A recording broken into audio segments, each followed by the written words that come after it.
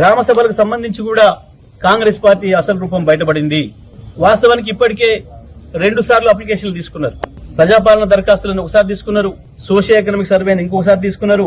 మీకు ఎవరెవరికి ఏం కావాలో చెప్పండి అని రాసిందే రాసుకున్నారు. మరి ఆ కాయిదాలని ఎక్కడ చెత్తపుట్టలు వేసిండ్రో కేవలం కాంగ్రెస్ పార్టీకి సంబంధించిన నాయకులు ఇచ్చిన లిస్టులు తయారు చేసుకుని ఇవాళ గ్రామాలకు వచ్చిండ్రు.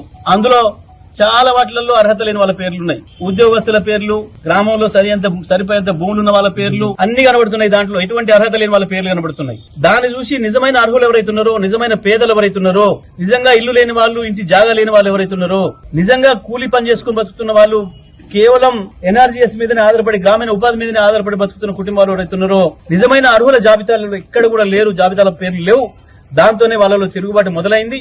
తప్పకుండా ఈ గ్రామీణ పేదల తిరుగుబాటు ఏదైతే మొదలైందో నల్గొండ జిల్లాలో, ఇది తప్పకుండా రాష్ట్రమంతటా కూడా అంటుకుంటది, కాంగ్రెస్ పార్టీని దహించి వేస్తుంది. అందులో ఏం సందేహం లేదు. మీరు ఏ రకంగా మోసం చేసి ప్రజల్ని ఓట్లు వేయించుకొని ఎట్లా అధికారంలోకి వచ్చిండ్రో ఇవాళ ప్రజలకు ఒక్కటొక్కటిగా అర్థమవుతుంది. వాళ్ళ కళ్ళు తెరుచుకుంటున్నాయి.